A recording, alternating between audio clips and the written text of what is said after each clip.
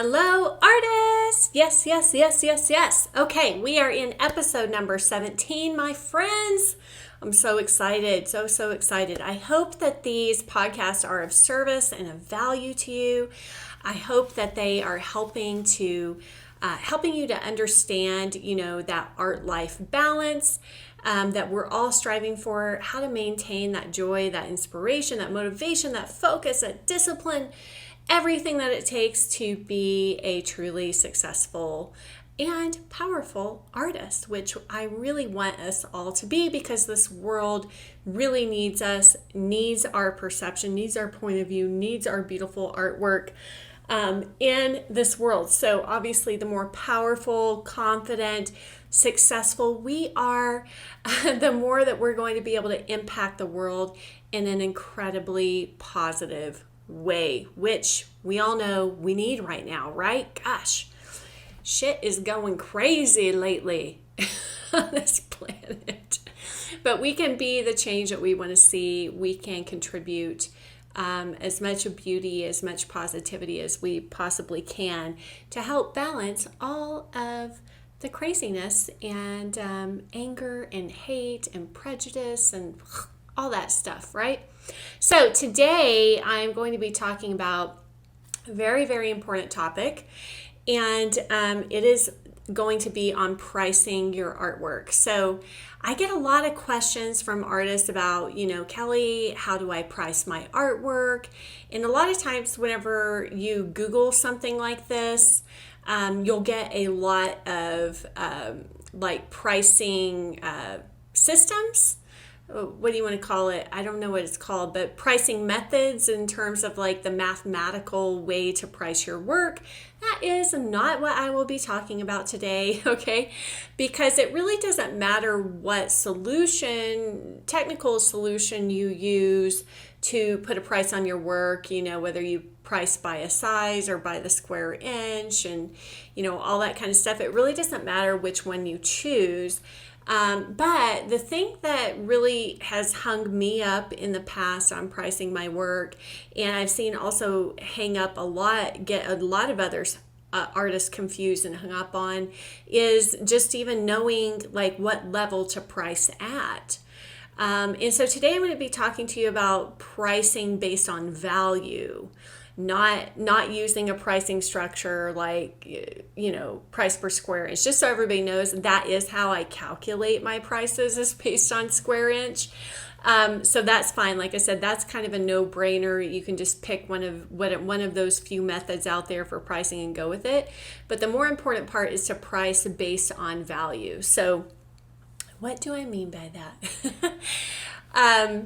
So people only buy things based on what they value, and everybody is coming at how they value things differently. So, for example, I know there was an artist recently, Kathleen, who was telling me, gosh, I go to these shows, I participate in these art fairs, these art events, and I'll have some people come up to me and tell me, oh my gosh, your prices are way too low. And then I'll have other people come up to me and say, wow, you're really asking a lot for that. You must, think that painting is really special, or, or basically saying oh, I can't afford it, or that's too expensive for me.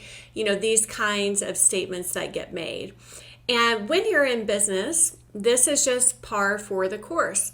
Some people are going to see immense value in what you have to provide to them, and they are going to think that, wow, you are really giving me a deal on this, or you are way underpriced or undervalued, and you may actually be truly undervaluing your work. I know I did in the beginning, so because I didn't understand the value of my art or the value of my teaching services. I really didn't understand how valuable it was. And I still was in a place in my life where I had a lot of self-doubt, a lot of comparison to other artists. Well, I can't charge as much as them because their work is better than mine, or they have been doing this longer and I'm new. So sometimes we also approach pricing our art or our teaching services based on almost like an employee type of mindset, like seniority.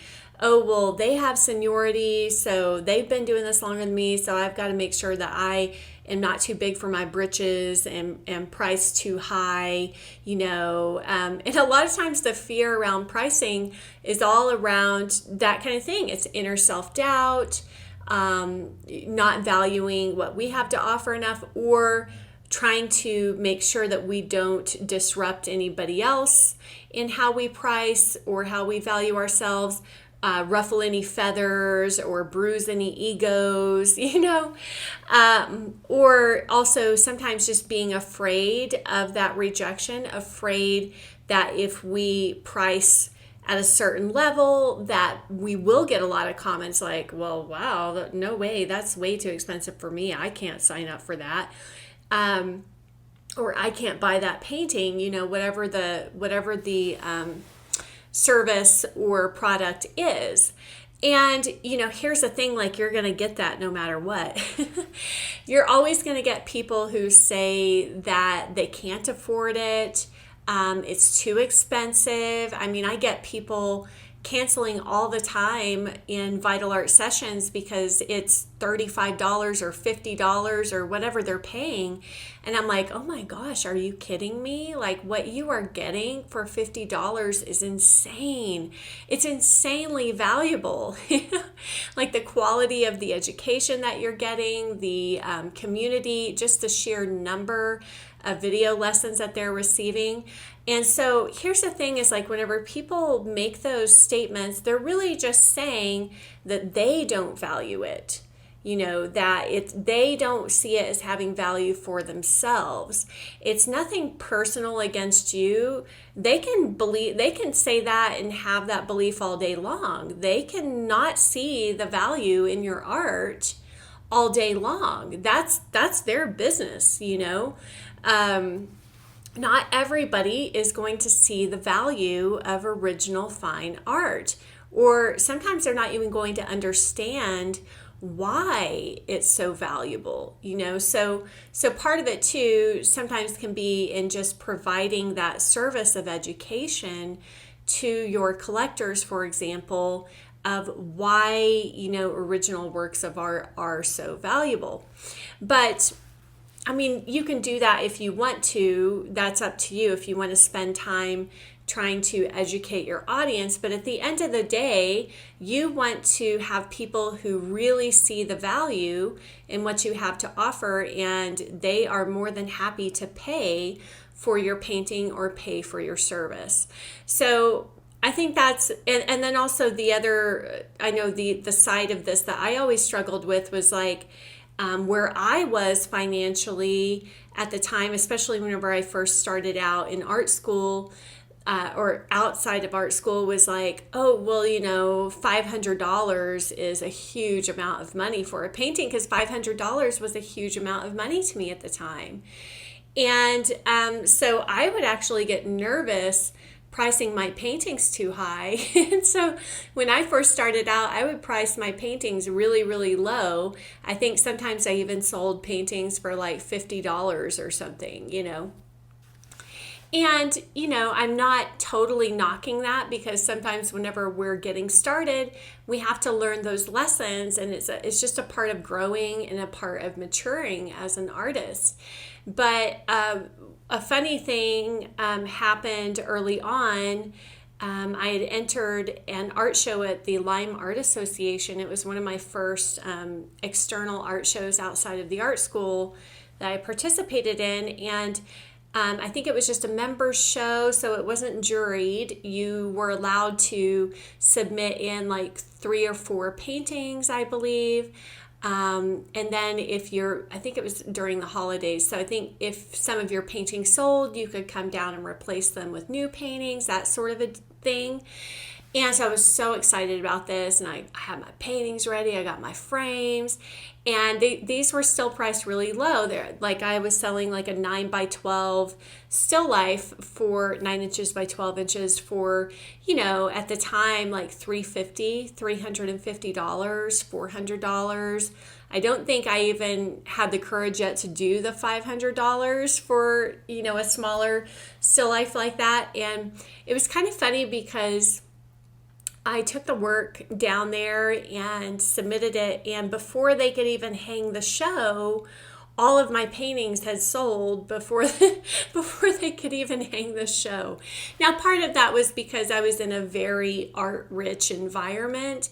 So the audience who lived in that town, Old Lyme, Connecticut, they were very, educated on art, and they could recognize quality work. They could recognize a steal of a deal whenever they saw it, like that. And actually, I think it was mostly other artists, other professional artists who were submitting to the show that bought the paintings.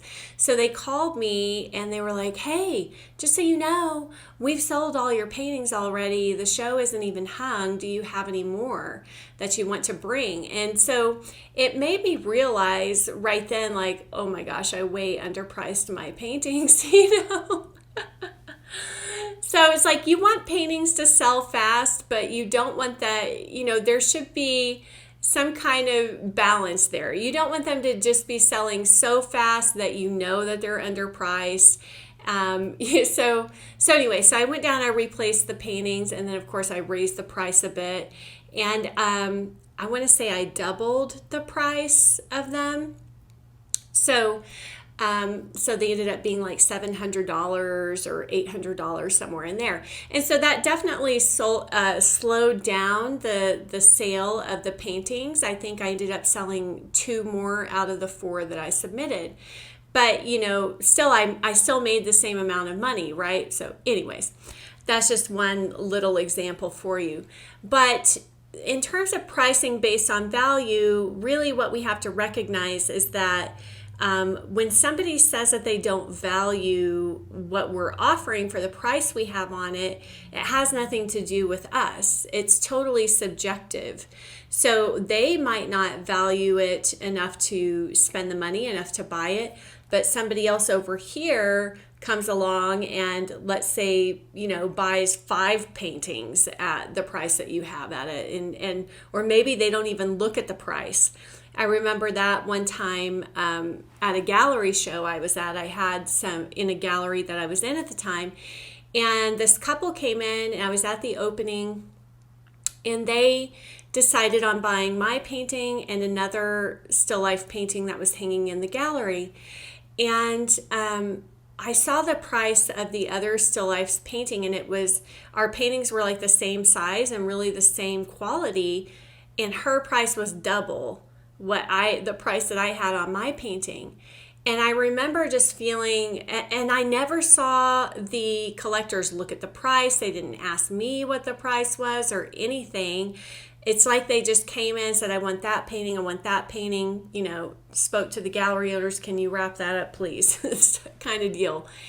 And I remember feeling just like, like the wind got let out of my balloon. Like I was so happy that I sold a painting, but in that moment I just realized, like, wow, I could have made $4,000 on that painting and not $2,000. And since it was in a gallery, I was only getting $1,000, because I was only getting 50% of that $2,000 painting.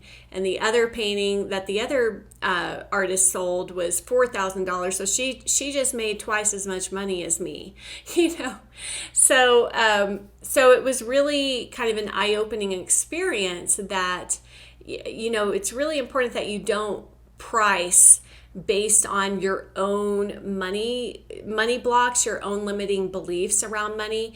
And it's really important that you really get clear, really try to see the value of what it is that you provide, whether that's teaching a class or a price on a painting. Because also if you price too low, like, $50, $100, what ends up happening is that people don't really see it as that valuable. right? So you might get more sales by pricing it super low like that, but they might not really see the value in it. So I probably have a lot of my early paintings that I sold really cheap that maybe people ended up just, perhaps even putting in a garage sale or donating to a thrift store or something like that once they decided they didn't like it anymore. And so for me, like, I've invested a lot of my time and my energy in creating the most beautiful work I can possibly create for the last 14 years.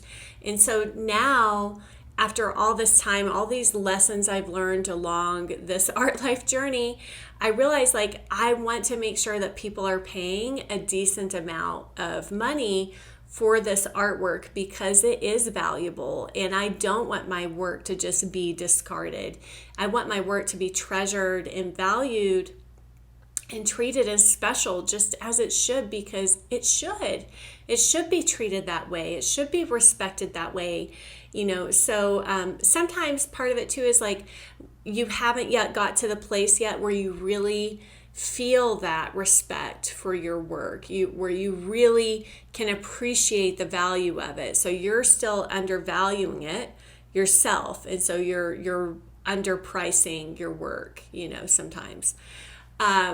So I think they actually did like a little experiment with with the same piece of art. It was $10,000 at $10,000, let's say, at a gallery, and then they took the same piece of art and marked it as like $100 at a thrift store.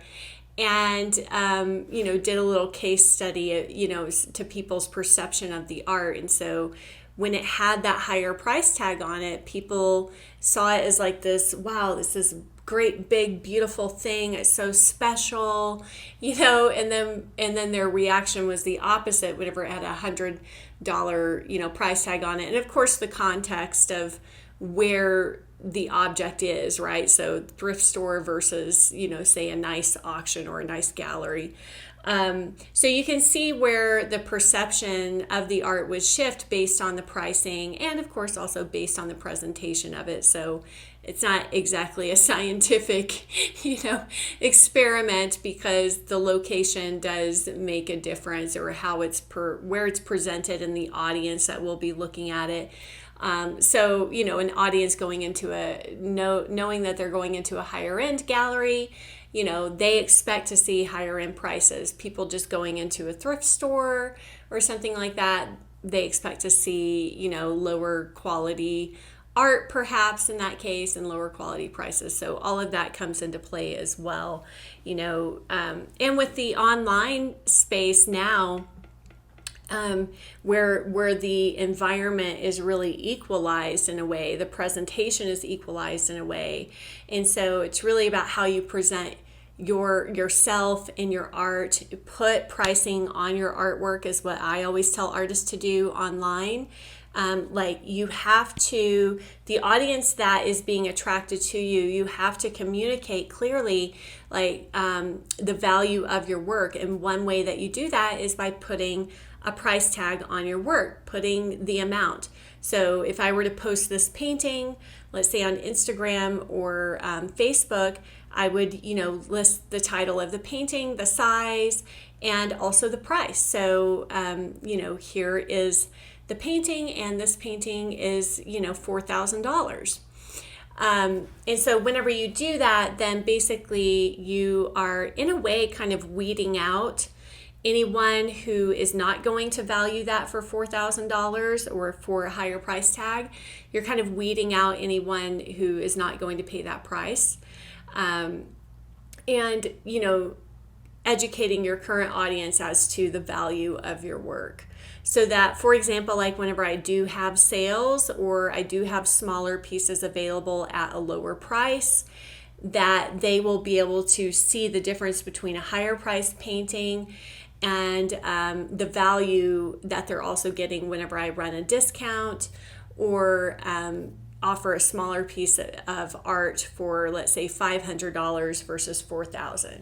So they'll understand like this is still a really valuable thing because of the pricing on my work. So at the end of the day, you have to, because the other downside of pricing too low is like what I was sharing with the example of the couple who came in and bought my painting, bought the other person's painting, and their painting was priced double mine, but there's really was not much difference in our paintings in terms of size or quality whatsoever. And so at the end of the day, you have to make sure that you're good with the price.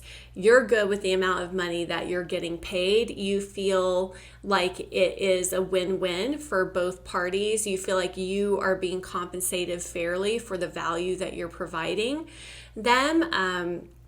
And most importantly, that you don't feel resentful, because in that situation, I wasn't so much resentful. I was more resentful to myself for not pricing my paintings higher at the time. But it's that feeling of like let down. Same thing in teaching, pricing your workshops if you are an art teacher, pricing your courses.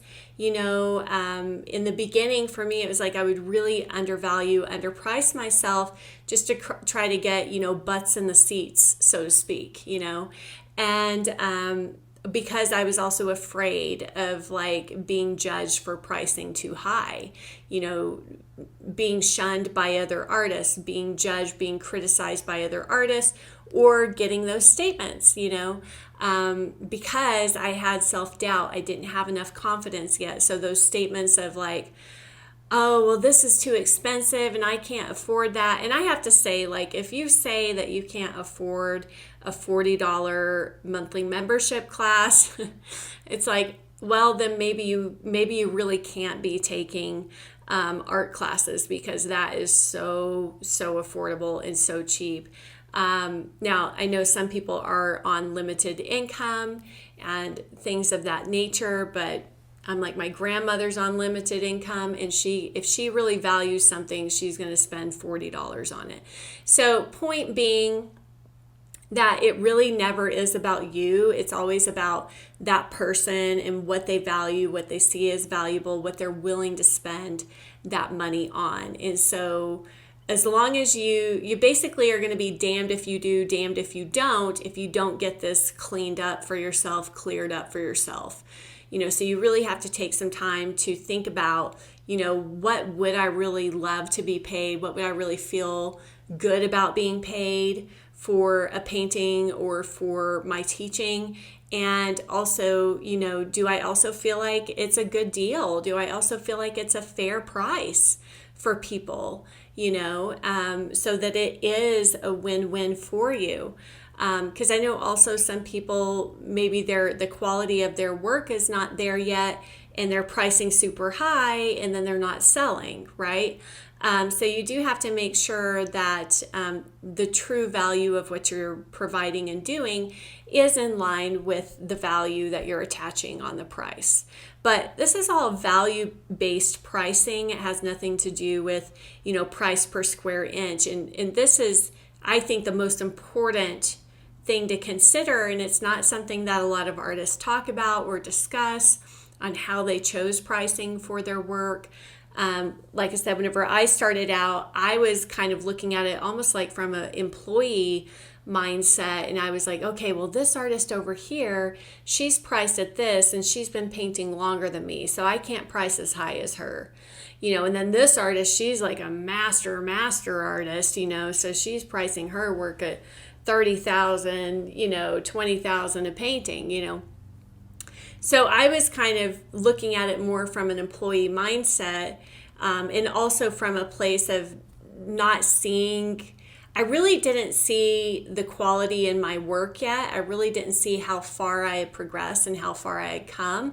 So I was also pricing from like a student, sort of novice student point of view. Like, I'm not a real artist, so I can't price my work too high, So I was coming from a very limited belief space at the time, and that led me to really underpricing, undervaluing my work.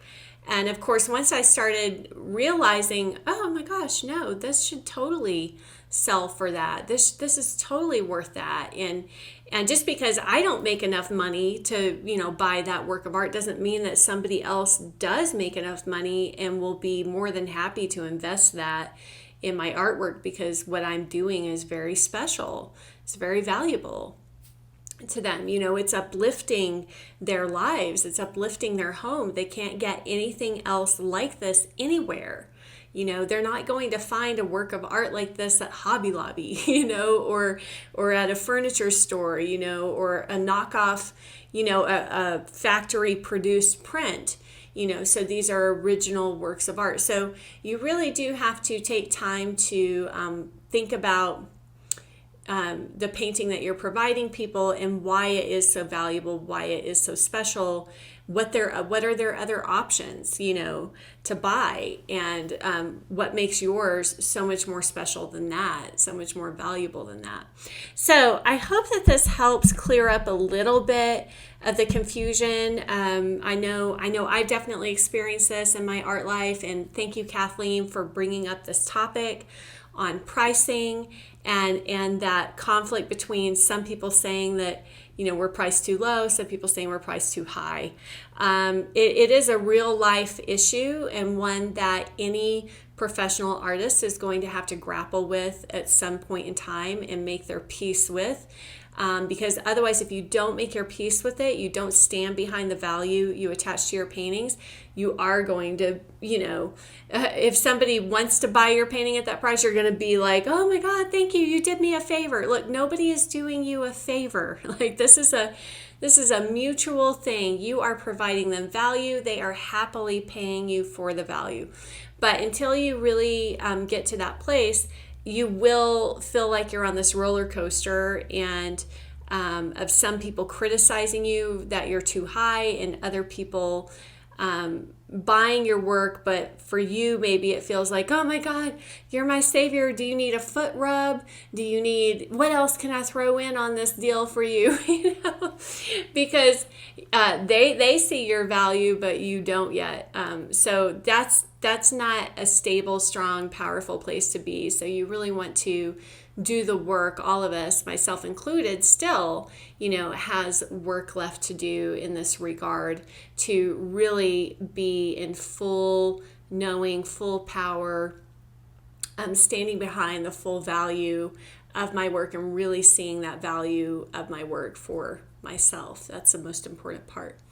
Okay, everyone, I hope that this has been helpful to you. I'm wishing you all happy painting, happy creating, and I will see you at the next podcast. Be sure to leave your comments, what you thought about this podcast or this topic. And if you have any ideas for future topics that you'd like me to talk about, just email those in at info@artlifewithkelly, KELLI.com. And I'll see you next week. Bye.